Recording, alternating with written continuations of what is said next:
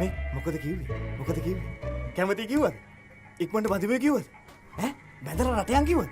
පැනලයන් කිව්වද? කියාංකෝ උලමාවගේ වලන් ඉන්නේ.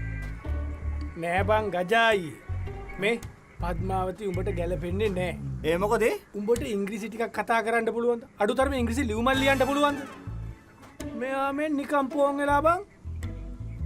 ඇම්ඩෝ ඉංග්‍රීසි නෙමෙයි බං.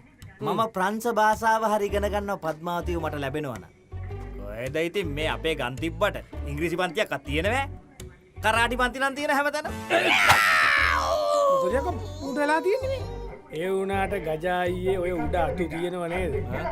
ආයෙත් ඉංග්‍රීසි භාෂාවට බියවීමට උවමනාවක් නැත. ආයෙත් ඉංග්‍රීසි භාෂාවට බියවීමට උවමනාවක් නැත.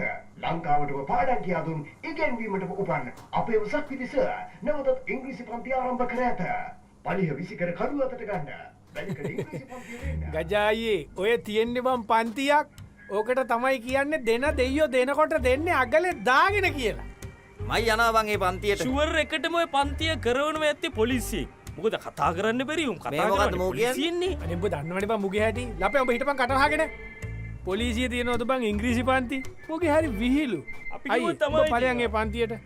ඌ ගාන්ට උඹව කතා කරවලා ගනි. හොඳයි ආදරණීය අම්මේ තාත්තේ ආදරෙයි අපේ මගොඩිස්තුමා මතක් කරන්න ඕනේ අපේ ගමට තාරදාර දුන්නේ අපේ මගොඩිස්තුමා ස්තුතියි එතකොට අපේ ගමට ලයිට් ටික අරන් දුන්නේ මේ අපේ මගොඩිස්තුමා අපේ ගමේ ලස්සන තරුණියන්ට සෙල්ලම් කරන්න බෝල අරන් දුන්නේ මේ මගොඩිස්තුමා ඒ විතරද ගමේ කොල්ලන්ට ජොකි මැෂින් අරන් දුන්නේ මේ මගොඩිස්තුමා ඌරු මමාව කණ්ඩ දාදන්නේ ගොඩක් ස්තුතියි